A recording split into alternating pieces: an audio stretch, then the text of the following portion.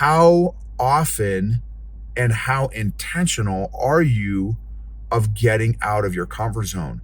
And pay attention in whatever area that is of getting out of your comfort zone to your emotions. What are your emotions when you experience that discomfort, that unpleasantness? What emotions are popping up? What emotions are firing? And how can you use that discomfort, exercise that deliberate discomfort as a self-awareness tool to increase your self-awareness around the deliberate discomfort that you are choosing to do? Welcome to the EQ Gangster podcast, where you will learn practical tools to grow your mental and emotional health and intelligence to be the best version of yourself, both at work and at home. It is real, raw, and transformational. The journey of emotional growth isn't easy, but it's worth it. I believe in you. This episode is sponsored by Classical Conversations. Since 1997, Classical Conversations has been equipping families like yours with the resources to homeschool with confidence, following a classical curriculum rooted in a Christ-centered worldview alongside other families in a local community. Homeschooling is doable with Classical Conversations. Check out classicalconversations.com/Gibbons for more information. Again, that's classicalconversations.com/Gibbons, Gibbens. EQ Gangsters. Deliberate discomfort is the title topic for today's episode. I'm really wanting to be more intentional about getting out of my comfort zone and seeking discomfort for a number of different reasons. So there's actually a book called Deliberate Discomfort by a guy named Jason Van Camp. He's a West Point guy. Haven't read it yet. I just got it in the mail last week.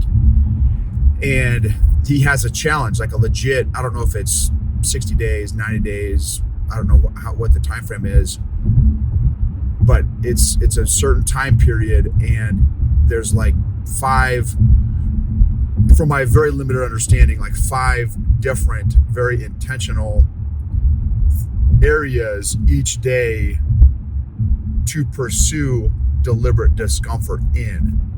And I thought, man, that's fascinating, because from the last mission trip I went on in June of last year, that was one of my big takeaways when I went to the Dominican Republic with my family on that missions trip, just how big and strong and powerful my comfort zone is.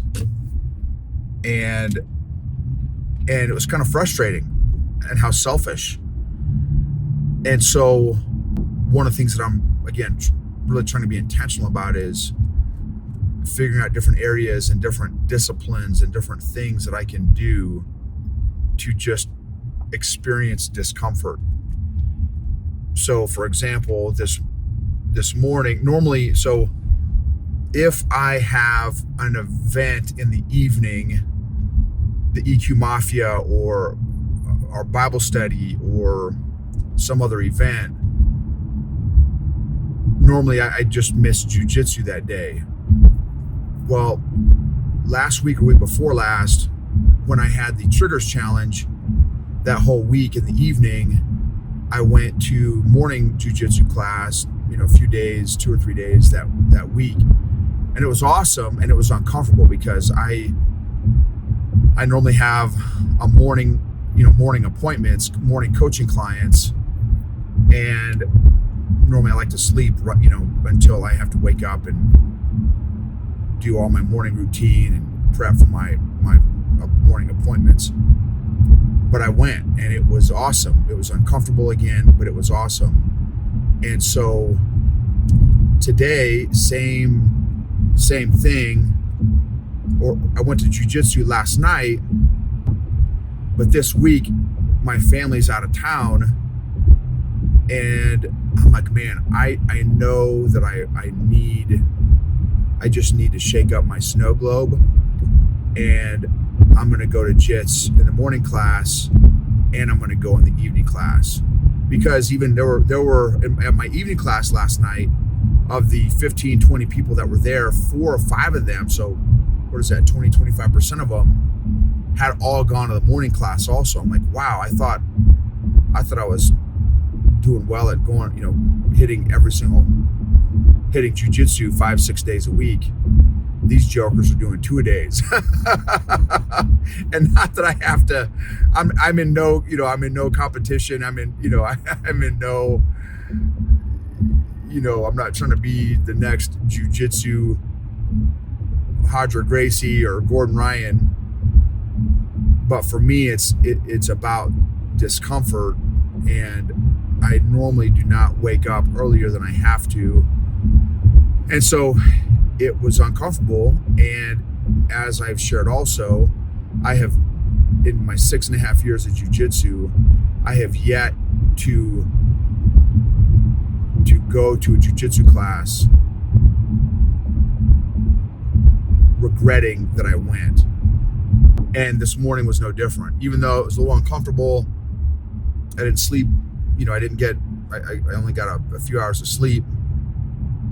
So I know I may have to take a nap today, and that's not best case scenario, but I wanted to do deliberate discomfort. Another one is my cold showers. Oh man, I'm so excited. I want to share this with you too. Speaking of deliberate discomfort. So this past weekend, we went to a high school retreat in Buena Vista, Colorado at Spring Canyon Conference Center up in the mountains. Absolutely a breathtaking facility. Just absolutely surreal. In the mountains, aspen trees. Well, now there was 2 feet of snow. They just had we had a big snowstorm in Colorado, so 2 feet of snow. Trees had these big giant pillows on there of snow. It was amazing. Anyway, they had a polar plunge on one of the days because they have a couple ponds that are there on the property. And I was kind of debating, like I do cold showers every day. Like I'm 9 months in now, I think, maybe a year in, of doing a cold shower every single day, where I start my shower hot, warm, whatever. And then the last 5 minutes of every shower, I do it to as cold as I can do it without shutting the water off. And every day. And it's been awesome. So much so that I now don't even think about it. It's just an automatic. When I'm getting ready to be done with my warm shower, I immediately grab the handles. I'm not even thinking about it. So it's awesome. And my body loves it. Maybe not an addiction yet, but I love it. I feel alive. It wakes me up. And it's a different sensation. Now it's a different sensation than a warm or hot shower. Pay attention, for those of y'all that want to work on that particular mental and emotional exercise of doing cold showers, pay attention to what your emotions are about a cold shower. Because there was probably 6 months where I was like, oh no, heck no, I'm not doing a cold shower. No way. Why wasn't I? What was holding me back? And I didn't think about it. I didn't think of the emotions. And now it's almost like I don't have emotion. Well, maybe I do, and I'm not paying attention. But now it's something that I look forward to. I look forward to that deliberate discomfort of that ice cold shower. So back to the pond, I'm like, man, I was debating. It was on a Saturday, on the Saturday, there's still, 2 feet of snow on the ground. There's ice, probably 1 inch thick, 1 to 2 inches thick, around 20% of the pond. And, it was for the high school kids, and there were a bunch of ROTC, Reserve Officer Training Corps program college students that were there as well, that were doing the polar plunge. So there's probably 10 high school students that did it, and probably 15 to 20 college students that did it. And what kind of tipped me over the edge was my daughter said, hey, me and my buddy are going to do it. I'm like, okay, well, snap, if my kid's going to do it, I'm going to do it. and I didn't know, I didn't know how I was going to respond. I've never done never done a polar plunge, right, where I'm going into a frozen lake or frozen pond. I say frozen, 20% of it was an inch thick pond of, of a swim kind of thing, of a dip. And so I've never done that before. So I had no idea how I was going to, but I do cold plunges after jiu-jitsu probably at least once a week. And because they have a barrel, a cold plunge barrel at my gym. And so, okay, so my daughter's doing it, so I'm going to do it. And the pond is probably 100 feet across, 100 feet across. And so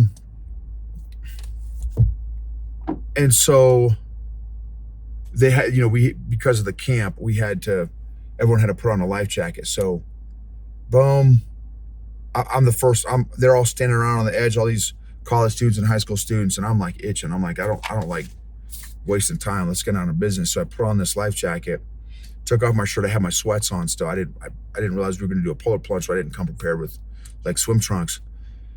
Kept my shoes on just because it was a pond, there's rocks and stuff, so I didn't know what I was going to step on.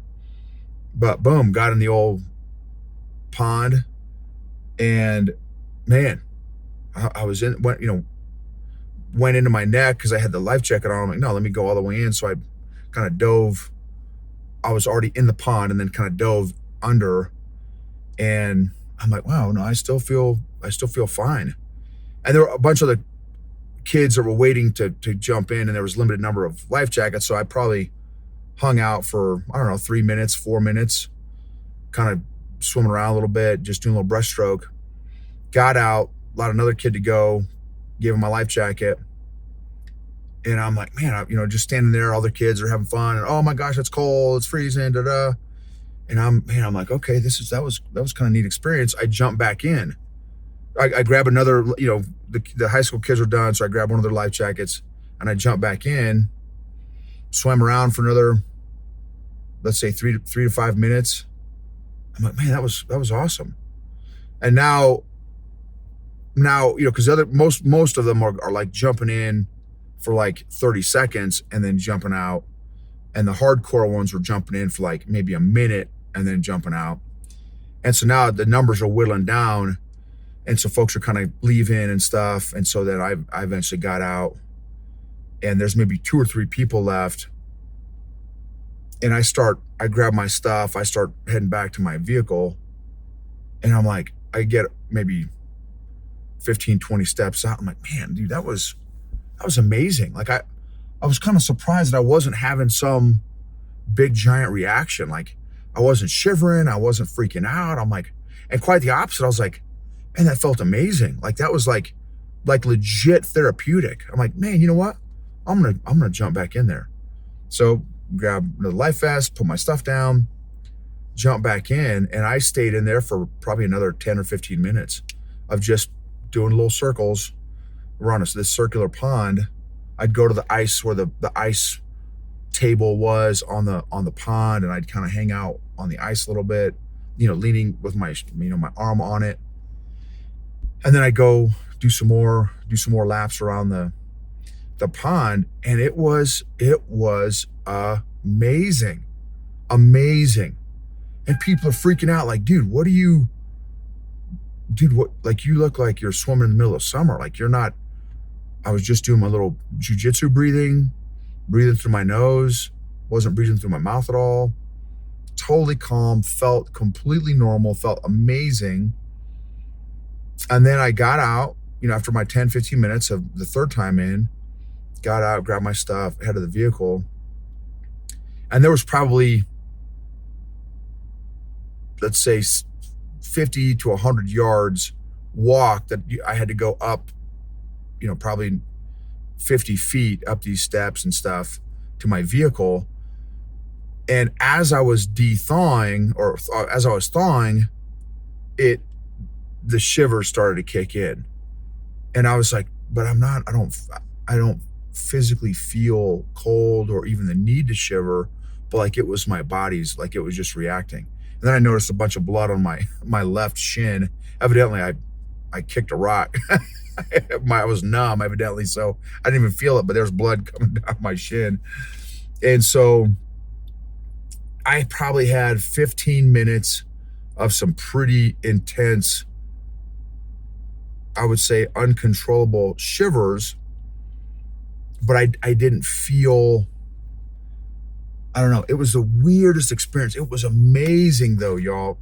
Again, deliberate discomfort.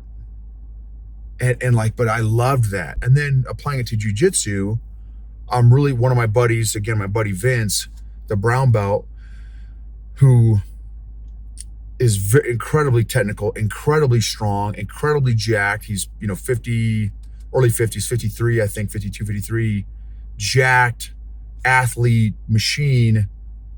He called me out, not in a, not in a bad way, but like, hey dude, let's, you always start in this one particular position, which I always start on my back, on my side, kind of, and then just let them take whatever position they want to take. That's not the position that he likes to take. He likes close guard, which is when he's on his back and he's got his legs wrapped around his opponent, and they're in his leg, in between his legs, facing him on their knees, right? That's close guard. And I'm like, well, dude, let's do. So anyway, so when he called me out, I am trying to be a lot more intentional at starting in positions that I am not very good at, which is, there's a lot of positions I'm not very good at. So it's helping me create some new neural pathways and be more intentional about deliberate discomfort and really being a white belt again in a number of these different positions, which is very uncomfortable when you have, literally a few years of doing something a certain way with a certain pattern, with a certain series of moves. It's very, it's like, how you normally, for those y'all on YouTube, when you fold your hands, you have a certain way of folding your hands, of clasping your hands. So try to do it differently, and it feels weird. It feels weird. And so, or this another one, deliberate discomfort. Another thing I've been trying is brushing my teeth with my non-dominant hand while standing on one foot for balance. And man, you want to talk about uncomfortable and discomfort. It feels weird, but anything that I can do to experience deliberate discomfort, I'm really working on, until I read that book. I know he's got some ninja system that he uses, but until I read it, I'm trying to do my own little things, come up with my own little ways. And then we just ordered a little cheap polar or cold plunge little pool thing that I'm going to try out. Hopefully it works. It's pretty cheap, so I don't know if it's going to work or not, but and so that I can do more cold plunging. I want to do it every day. I want to fill this baby up and put a bunch of snow in it and ice, and then use that as my post recovery, which is tons of benefits for cold therapy, cold showers, cold plunges, tons and tons of health benefits, mental, emotional, and physical benefits. And again, I'm telling you, no joke, 6 to 9 months in, maybe even a year in of doing cold showers, y'all, I'm telling you, legit, I'm on the other side of that discomfort, and it feels amazing. I feel so alive. So anyway, how often and how intentional are you of getting out of your comfort zone? And pay attention in whatever area that is of getting out of your comfort zone to your emotions. What are your emotions when you experience that discomfort, that unpleasantness? What emotions are popping up? What emotions are firing? And how can you use that discomfort, exercise that deliberate discomfort as a self-awareness tool to increase your self-awareness around the deliberate discomfort that you are choosing to do? And then again, what I would maybe challenge you with, what I'm challenging myself with, is don't just do it one time. Don't just do one cold shower for 5 seconds. Try to challenge yourself. Okay, maybe you start off with 5 seconds one day on Monday. Tuesday, you go to 10 seconds. Wednesday, you go to 15 seconds. Thursday, you go to 20 seconds, right? And you just gradually expand that comfort/discomfort zone, so that, again, for your own mental and emotional health. Who makes you uncomfortable from a friendship or relationship status? Not from a, like, oh my gosh, they're brutal to be around because they just suck the life out of you, but maybe they challenge you. Who challenges you? How can you be more intentional at seeking out or developing relationships with those people that challenge you? Maybe because they're so much more disciplined than you, or so much more of a leader than you, or so much closer to God than you are, have a much deeper relationship with the Lord, or whatever, right? Or they're black belts in jujitsu. Like, go seek out those relationships that make you uncomfortable. Again, not from a negative uncomfortable standpoint where they're just annoying, or that kind of thing, but like, because their standards are so high, or they're so amazing at their craft. How can you get around those people more often and more intentionally? Use deliberate discomfort as a self-awareness, self-management, self-development tool. What can you learn about yourself? What can you learn about God? What can God teach you about yourself through the practice of deliberate discomfort? Thank you for being a part of this journey, and would mean a lot if you take 15 seconds to just rate, review, subscribe, share a podcast episode or a YouTube episode that really was meaningful and impactful to you. Again, thank you for being on this journey. If you want to check out the EQ Mafia, be a part of the community of awesome leaders and people that are intentionally growing themselves out of their comfort zone in the area of emotional health and emotional fitness, go to EQgangster.com. Check out the EQ Mafia.